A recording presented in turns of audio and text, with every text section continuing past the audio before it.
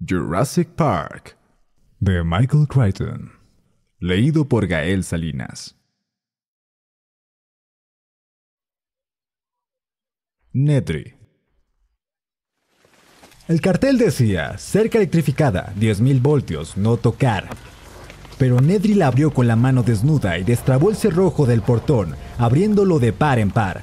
Volvió al jeep, lo llevó a través del portón, y después volvió caminando para cerrar a sus espaldas.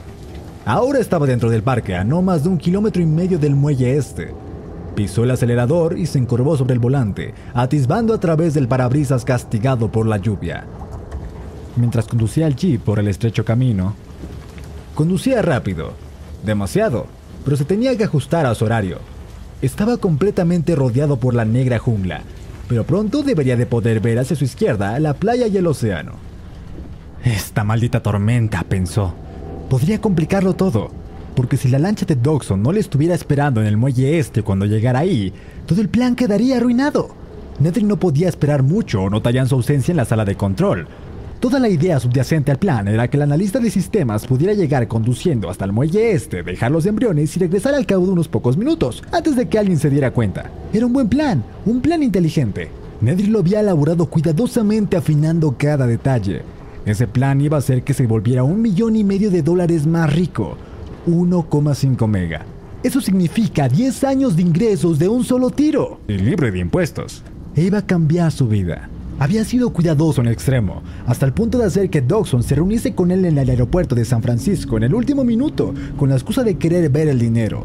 En realidad, Nedry quería grabar su conversación con Dodgson y llamarle por su nombre en la cinta. Nada más para que Dodgson no olvidara que debía el resto del dinero. Nedry incluía una copia de la cinta con los embriones. En síntesis, había pensado en todo. Todo salvo esa maldita tormenta. Algo cruzó velozmente el camino, un resplandor blanco bajo la luz de los faros del vehículo. Tenía el aspecto de una rata grande. Se escurrió dentro del monte bajo, arrastrando una cola gorda. ¿Zarigüeya? Resultaba sorprendente que una zarigüeya pudiera sobrevivir ahí. Cualquiera pensaría que los dinosaurios liquidarían a algún animal como ese. ¿Dónde estaba el maldito muelle? Iba conduciendo deprisa y ya llevaba fuera 5 minutos. Ya debería haber llegado al muelle en ese momento. ¿Había tomado un camino equivocado? No lo creía así. En el camino no había visto ninguna bifurcación. Entonces, ¿dónde estaba el muelle? Fue una impresión terrible tomar una curva y ver que el camino terminaba en una barrera de hormigón gris de 1,80 m de alto y que presentaba vetas oscuras por la lluvia. Clavó los frenos, el jeep coleó, perdiendo tracción en un trompo de punta a punta, y durante un instante de horror, Nedry pensó que se iba a estrellar contra la barrera. Sabía que se iba a estrellar, y giró el volante frenéticamente. El jeep resbaló hasta quedar detenido, con los faros a unos 30 centímetros nada más de la pared de hormigón. Se detuvo allí escuchando el rítmico batir de los limpiaparabrisas. Inhaló profundamente y exhaló con lentitud. Miró hacia el camino que tenía atrás. Era obvio que había tomado un camino equivocado en alguna parte. Podía desandar sus pasos, pero eso tomaría demasiado. Sería mejor que descubriera dónde demonios estaba. Salió del jeep sintiendo que pesadas gotas de lluvia le salpicaban la cabeza. Era una verdadera tormenta tropical, y llovía tan intensamente que dolía. Le echó un vistazo a su reloj, apretando el botón para iluminar la esfera digital. Habían pasado 6 minutos. ¿Dónde demonios estaba? Caminó alrededor de la barrera de hormigón y al otro lado, junto con la lluvia, oyó el sonido de agua gorgoteante. ¿Podía ser el océano? Nedry corrió hacia adelante. Sus ojos se adaptaban a la oscuridad a medida que avanzaba.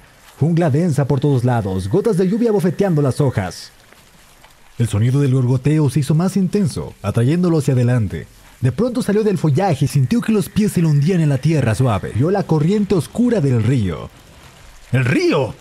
¡Estaba en el río! ¡Maldita sea!, pensó. ¿En qué parte del río? El río recorría kilómetros a través de la isla. Volvió a mirar su reloj y habían pasado ya 7 minutos. «Tienes un problema, Dennis», dijo en voz alta. Como respuesta a sus palabras, se oyó el suave ulular de un búho en el bosque. Nedry apenas si se dio cuenta. Estaba preocupado por su plan. El hecho liso y llano era que el tiempo se le había agotado. Ya no había opción. Tenía que abandonar su plan original. Todo lo que podía hacer era regresar a la sala de control, volver a poner en funcionamiento el ordenador y de alguna manera tratar de ponerse en contacto con Dodgson y arreglar la cita del muelle para la noche siguiente. Tenía que pasar por terreno escabroso para que ese nuevo plan funcionara, pero creía que podría lograrlo. En forma automática el ordenador hacía el registro cronológico de todas las llamadas. Después de que Nedry consiguiera comunicarse con Dodgson, tendría que volver a entrar en el ordenador y borrar el registro de la llamada. Pero una cosa era segura. Ya no podía permanecer en el parque más tiempo, porque se darían cuenta de su ausencia. Nedry empezó a volver, dirigiéndose hacia el fulgor de los faros del jeep. Estaba calado hasta los huesos y se sentía desdichado. Oyó el suave ulular una vez más y esta vez se detuvo. Realmente eso no sonaba como si fuera un búho. Le parecía que estaba cerca, en la jungla, en algún lugar hacia su derecha. Mientras escuchaba, oyó el sonido de ramas que se rompían en el parque bajo. Después silencio. Aguardó y volvió a oír. Sonaba claramente como algo grande, que se movía lentamente por la jungla, hacia él. Algo grande. Algo cercano. Un dinosaurio grande. ¡Me voy de aquí! Nedry empezó a correr. Hizo mucho ruido mientras corría, pero aún así pudo oír al animal que venía entre el follaje, aplastándolo a su paso y ululando. Se estaba acercando, tropezando con las raíces de los árboles en la oscuridad, abriéndose camino a arañazos por entre las goteantes ramas. Vio el jeep ahí delante y las luces que brillaban alrededor de la pared vertical de la barrera le hicieron sentirse mejor. Dentro de un instante estaría en el jeep y entonces se largaría de ahí a toda velocidad. Dio vuelta a la barrera gateando y entonces quedó congelado. El animal estaba ahí, pero no estaba cerca. El dinosaurio se erguía a unos 12 metros de distancia en el borde de la zona iluminada por los faros. Nedry no había hecho la gira, de modo que no conocía los diferentes tipos de dinosaurio, pero este tenía un aspecto extraño. El cuerpo de 3 metros de alto era amarillo con puntos negros y a lo largo de la cabeza corría un par de crestas rojas con forma de V. El dinosaurio no se movió, pero una vez más emitió un suave ulular. Nedry esperó para ver si el animal atacaba. No lo hizo. Quizá los faros del jeep le asustaban, forzándola a mantenerse a distancia, como si fuera una fogata. El dinosaurio le clavó la mirada y entonces avanzó y retrajo la cabeza con un solo movimiento veloz. Y Nedry sintió que algo golpeaba en forma sorda y húmeda contra su pecho. Miró hacia abajo y vio una pringosa mancha de espuma en su camisa, empapada por la lluvia. La miró con curiosidad sin comprender. Era un escupitajo. El dinosaurio la había escupido. ¡Qué asco!, pensó. Volvió a mirar al dinosaurio y vio la cabeza moverse otra vez y de inmediato sintió otro chasquido húmedo contra el cuello, justo debajo de la cabeza. Se lo quitó con la mano. ¡Jesús, qué repugnante! Pero la piel del cuello ya le estaba empezando a hormiguear y quemar. Y en la mano sentía un hormigueo también. Era casi como si le hubieran arrojado ácido. Nedry abrió la portezuela del auto y le echó una ojeada al dinosaurio para asegurarse de que el animal no fuera a atacar, y sintió un dolor súbito agudísimo en los ojos, que le pinchaban como clavos contra el fondo del cráneo. Apretó los ojos con fuerza y jadeó con la intensidad de ese dolor. Levantó rápidamente las manos para cubrirse los ojos y sintió la resbaladiza espuma que le recorría a ambos lados de la nariz. Escupitajo. El dinosaurio la había escupido en los ojos. Aunque se dio cuenta de eso, el dolor le abrumó y cayó de rodillas desorientado, respirando con dificultad. Se desplomó sobre el costado, con la mejilla apretada contra el suelo húmedo. El aliento saliendo en débiles silbidos a través del dolor constante, que le hacía gritar sin descanso y que determinaba la aparición de puntos destellantes de luz por detrás de sus párpados fuertemente cerrados. La tierra tembló debajo de él y supo que el dinosaurio se estaba moviendo. Podía oír el suave ulular y a pesar del dolor, se esforzó por abrir los ojos. Y aún así, no vio otra cosa más que puntos destellantes contra un fondo negro. Lentamente, comprendió la verdad.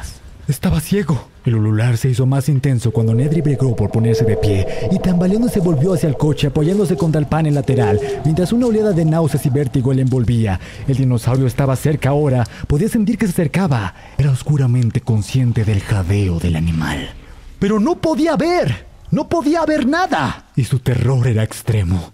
Extendió las manos agitándolas en todas direcciones para evitar el ataque que sabía que tenía que llegar. Entonces hubo un nuevo dolor, quemante, como si tuviera un cuchillo de fuego en el vientre, y Nedry se tambaleó, buscando sin ver la parte inferior de su cuerpo para tocar el extremo desgarrado de la camisa y después una más espesa resbaladiza que resultaba sorprendentemente tibia. Y con horror, súbitamente se dio cuenta de que estaba sosteniendo sus propios intestinos en las manos. El dinosaurio le abrió el canal y los intestinos salieron del cuerpo. Nedry cayó al suelo y aterrizó sobre algo escamoso y frío. Era la pata del animal, y después sintió un nuevo dolor a ambos lados de la cabeza. El dolor se hizo más intenso, y mientras era levantado y puesto en pie, supo que el dinosaurio le había tomado la cabeza entre las mandíbulas. Y al horror de esa comprensión, le sucedió un deseo final de que todo terminara pronto.